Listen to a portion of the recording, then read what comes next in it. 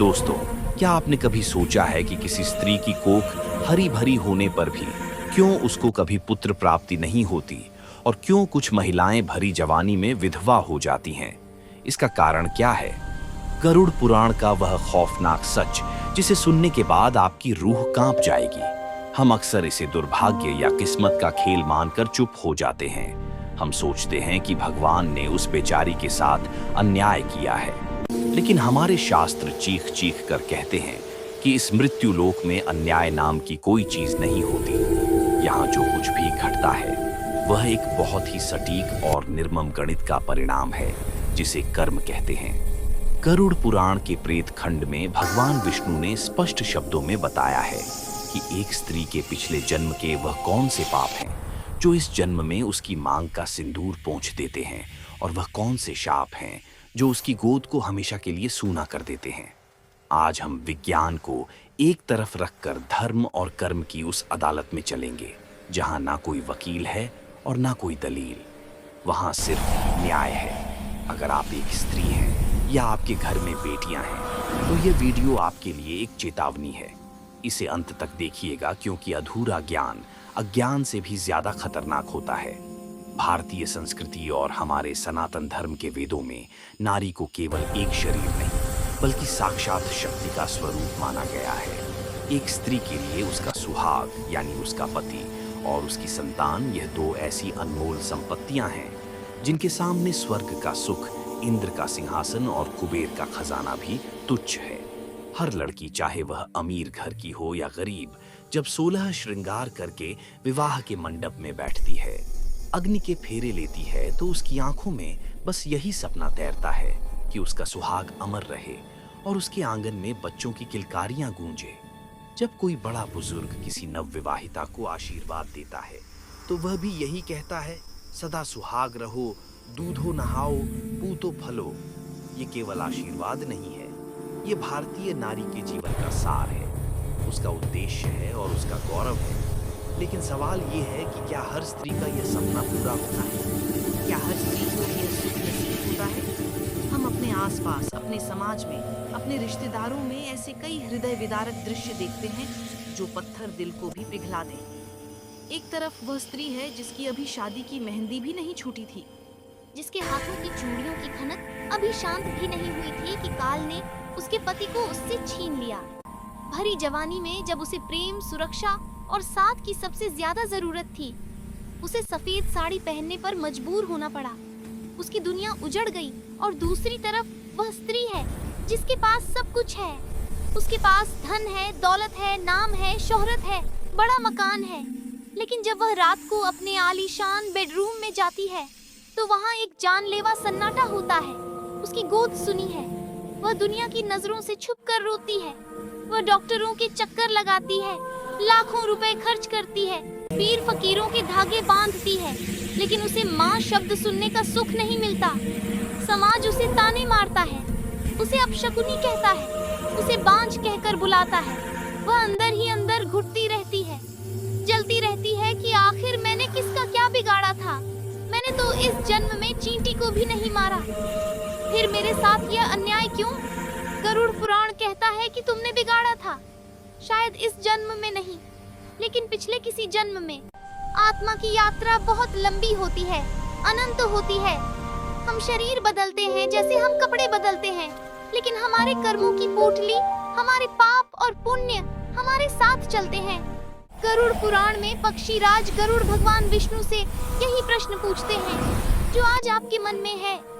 गरुड़ पूछते हैं कि हे प्रभु, किस पाप के कारण एक पतिव्रता दिखने वाली स्त्री को वैधव्य का दुख भोगना पड़ता है, और किस पाप के कारण एक स्वस्थ, सुंदर और सर्वगुण संपन्न स्त्री को भी पुत्र का मुख देखने को नहीं मिलता?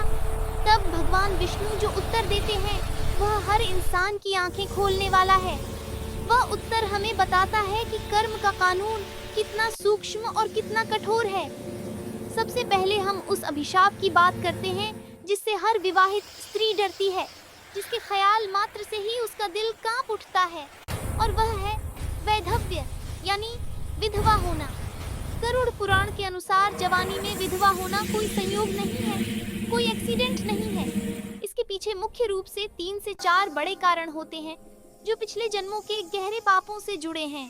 पहला और सबसे प्रमुख कारण है रिश्तों की हत्या या दंपति भेद।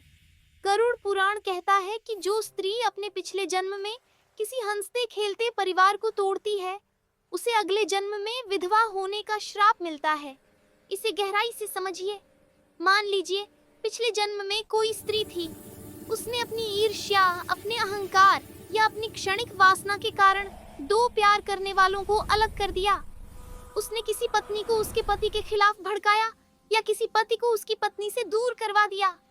उसने चुगली की, षड्यंत्र रचे और एक सुखी दाम्पत्य जीवन में शक और नफरत का जहर घोल दिया।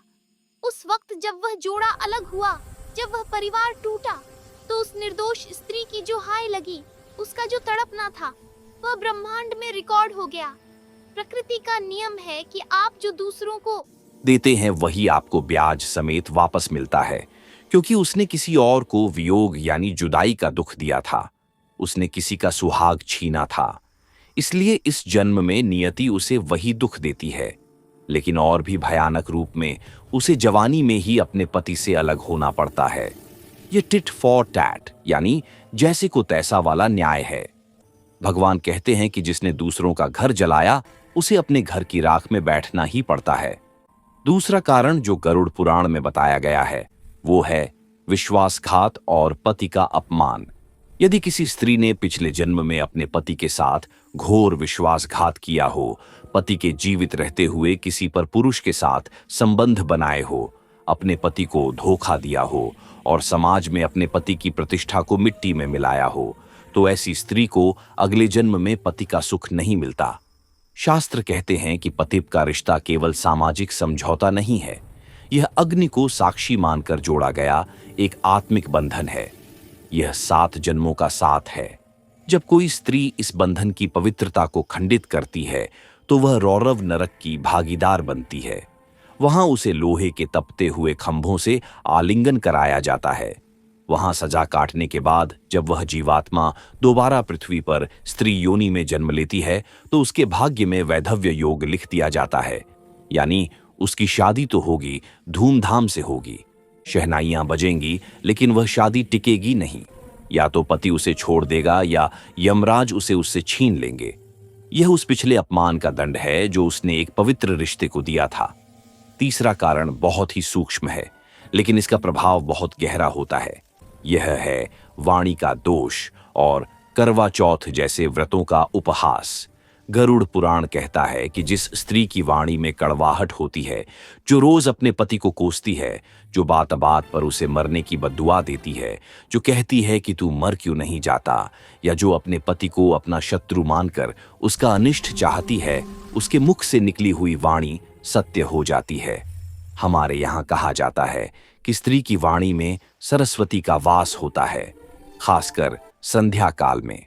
अगर वह रोज अपने पति के लिए बुरा बोलेगी तो उसके घर में नकारात्मक ऊर्जा का एक ऐसा चक्र बन जाएगा जो उसके पति की प्राण शक्ति को, उसकी आयु को धीरे धीरे खा जाएगा।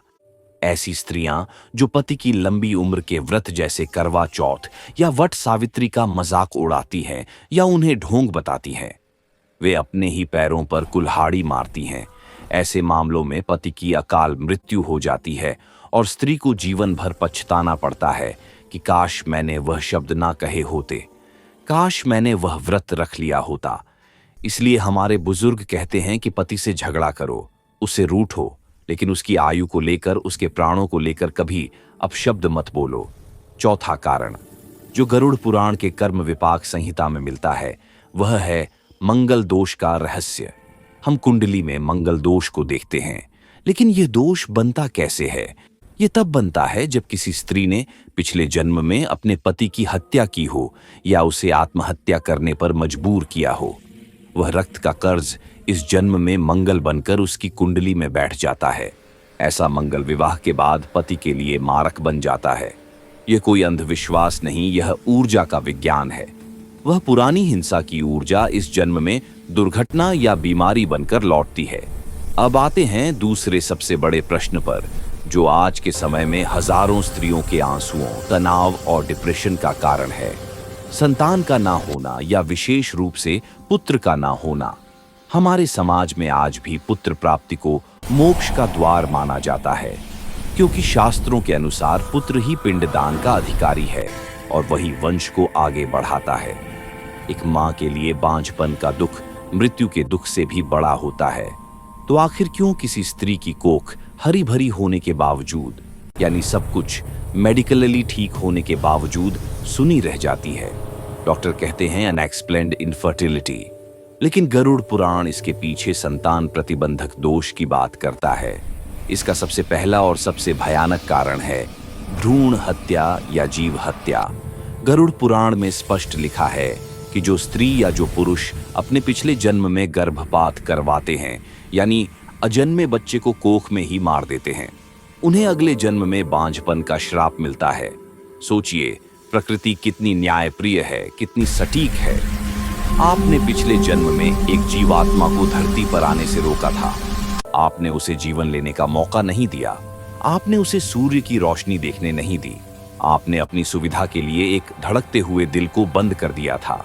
इसलिए इस जन्म में प्रकृति आपको जीवन देने के अधिकार से वंचित कर देती है। जिन स्त्रियों ने बार बार अबॉर्शन करवाया होता है, या जिन्होंने किसी गर्भवती जानवर को लात मारी होती है, या किसी पक्षी के अंडों को फोड़ दिया होता है, उनकी कुंडली में सर्प दोष या पितृदोष का निर्माण हो जाता है। यह दोष इस जन्म में उनकी गोद भरने नहीं देता। वह तरसती रहती है कि कोई उसे मां कहकर पुकारे, लेकिन उसके कर्म उसके सामने दीवार बनकर खड़े हो जाते हैं। गर्भ ठहरता है और गिर जाता है। यह वही पीड़ा है जो उसने पिछले जन्म में उस जीवात्मा को दी थी। दूसरा कारण है सौतेलेपन का क्रूर व्यवहार। यदि किसी स्त्री ने पिछले जन्म में अपने सौतेले बच्चों को सताया हो, मान लीजिए वह दूसरी पत्नी बनकर गई और उसने पहली पत्नी के बच्चों को भूखा रखा, उन्हें घर से निकाल दिया, उन्हें सर्दी में ठिठुरने दिया या उनके साथ मारपीट की, तो उसे इस जन्म में संतान सुख नहीं मिलता। बच्चे चाहे अपने हो या पराए, भगवान का रूप होते हैं, बाल गोपाल का रूप होते हैं। जब आप किसी बच्चे को रुलाते हैं तो आप साक्षात ईश्वर को रुला रहे होते हैं। उस मासूम के आंसू, उसकी भूख, उसकी तड़प आपकी किस्मत में खारे पानी का समुद्र लिख देती है। ऐसी स्त्री इस जन्म में बच्चों को तरस जाती है। वह दूसरों के बच्चों को देखकर रोती है, उन्हें खिलाने की कोशिश करती है, उन्हें गोद में लेना चाहती है, लेकिन उसे अपना बच्चा नसीब नहीं होता। यह उस पिछले जन्म की क्रूरता का परिणाम है। गरुड़ पुराण कहता है कि जिसने ममता का अपमान किया, उसे ममता का सुख कैसे मिल सकता है। तीसरा और बहुत ही महत्वपूर्ण कारण है पितृ अरण या पितृदोष। कभी कभी स्त्री की अपनी कोई गलती नहीं होती, उसके अपने कर्म ठीक होते हैं, लेकिन जिस कुल में वह ब्याह कर आई है, उस कुल के पितर नाराज होते हैं। गरुड़ पुराण कहता है कि पितर ही वंश को आगे बढ़ाते हैं। वे ही वह जड़ें हैं जिनसे परिवार रूपी वृक्ष फल फूल रहा है। यदि किसी घर में पितरों का तर्पण नहीं किया जाता, श्राद्ध नहीं किया जाता, अमावस्या को जल नहीं दिया जाता, या सबसे बड़ी बात, घर के जीवित बुजुर्गों का अपमान किया जाता है, उन्हें घर से निकाल दिया जाता है, तो उस घर की वंश बेल रुक जाती है। पितर अपनी ही कुलवधू की कोख को बांध देते हैं। वे कहते हैं कि जिस घर में बुजुर्गों का सम्मान नहीं, वहां नए जीव का स्वागत कैसे हो सकता है। ऐसे घरों में या तो बच्चे पैदा नहीं होते, और अगर होते भी हैं तो वह जीवित नहीं बचते। इसे काक वंध्या दोष कहते हैं, यानी एक बार बच्चा होकर मर जाना और फिर कभी ना होना। यह पितरों के क्रोध का संकेत है। चौथा कारण है क्षेत्र दोष या पवित्रता का अपमान। यह तब होता है जब कोई स्त्री शशान भूमि, किसी सिद्ध मंदिर के गर्भगृह या किसी निषिद्ध स्थान पर जाकर पवित्रता के नियमों का उल्लंघन करती है, या रजस्वला अवस्था में देव कार्यों में जानबूझकर बाधा डालती है।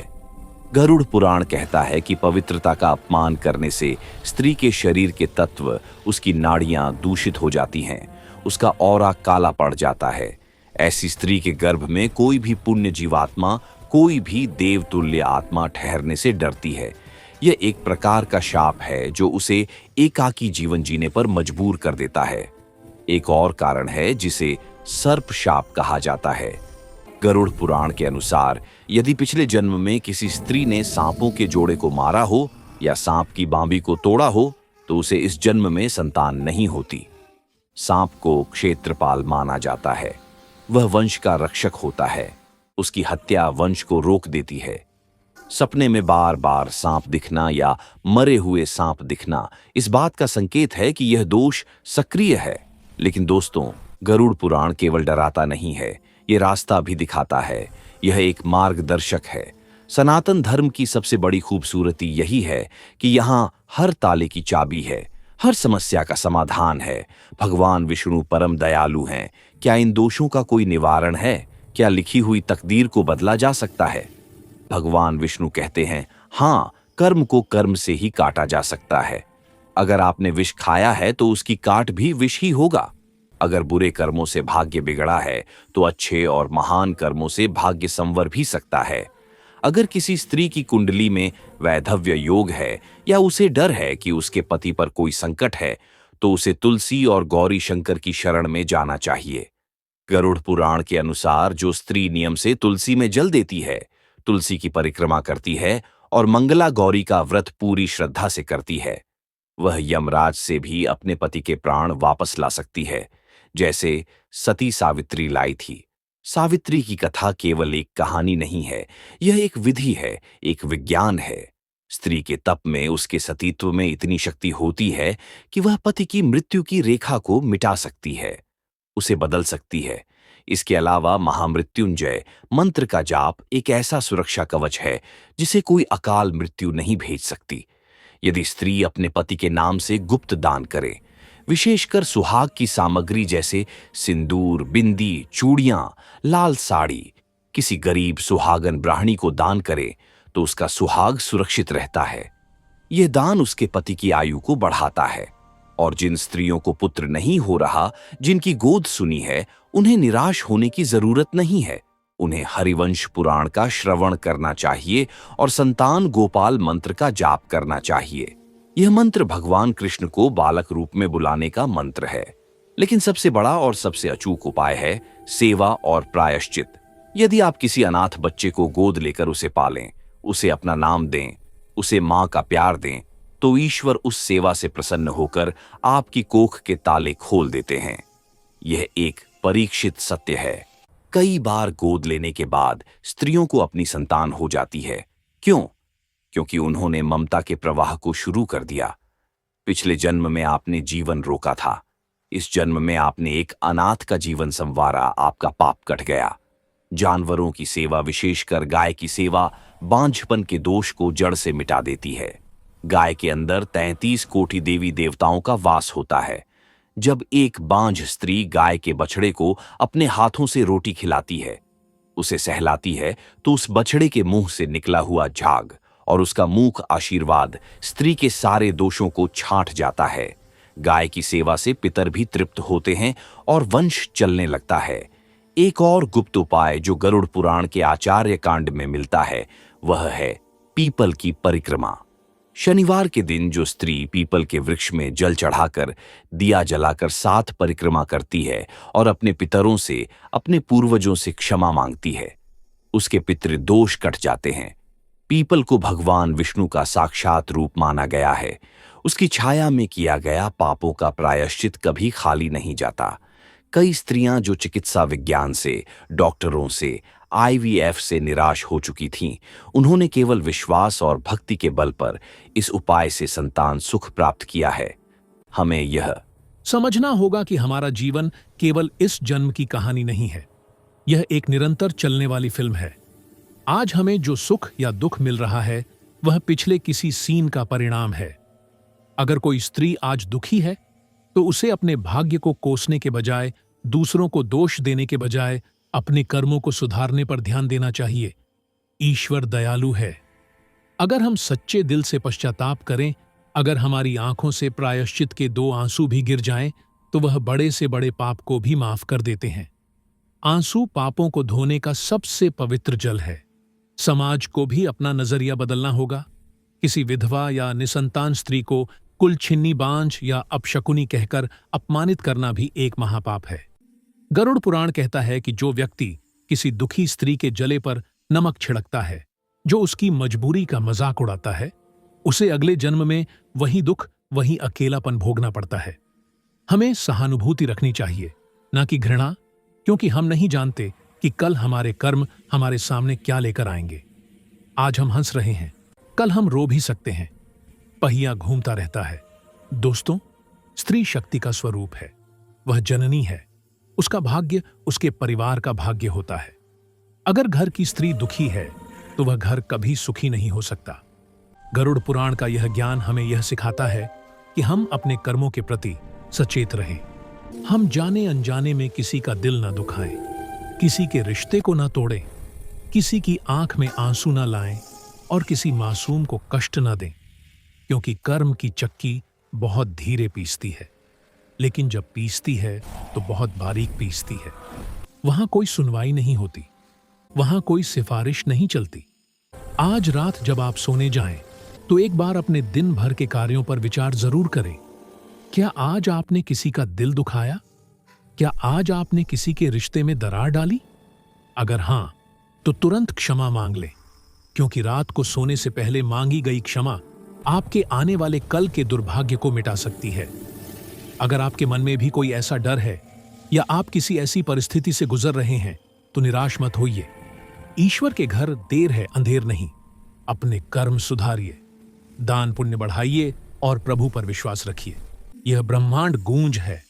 आप यहां प्रेम चिल्लाएंगे तो प्रेम लौट कर आएगा। आप नफरत चिल्लाएंगे तो नफरत लौट कर आएगी। आप जीवन देंगे तो आपको जीवन मिलेगा। अगर आज का यह वीडियो आपको पसंद आया हो, अगर आपको लगा हो कि आपको एक नई और गहरी जानकारी मिली है, तो इसे अपने परिवार की महिलाओं के साथ, अपनी सखियों के साथ, अपनी बहनों के साथ शेयर जरूर करें। हो सकता है यह जानकारी किसी के जीवन में आशा की किरण ले आए, किसी को गलत रास्ते से रोक ले या किसी के घर को टूटने से बचा ले। सही ज्ञान का प्रसार करना भी एक बहुत बड़ा पुण्य है। अपने पूर्वजों की शांति के लिए और अपने परिवार के कल्याण के लिए कमेंट बॉक्स में पूरी श्रद्धा के साथ ओम नमो नारायण या जय मां शक्ति जरूर लिखें। मां भगवती आप सबकी गोद भरी रखें, आपका सुहाग अमर रखें और आपके जीवन से सारे अंधकार को मिटा दें। आपके घर में भी बच्चों की किलकारियां गूंजे और आपका आंगन खुशियों से भर जाए। यही हमारी प्रार्थना है। मिलते हैं अगले वीडियो में एक और गहरे अनसुलझे रहस्य के साथ। तब तक के लिए शुभम भवतु कल्याणम मस्तु। ऐसी ही वीडियो देखने के लिए हमारे चैनल को सब्सक्राइब करें। मिलते हैं अगली और रहस्य में। तब तक के लिए धन्यवाद। मस्त रहो।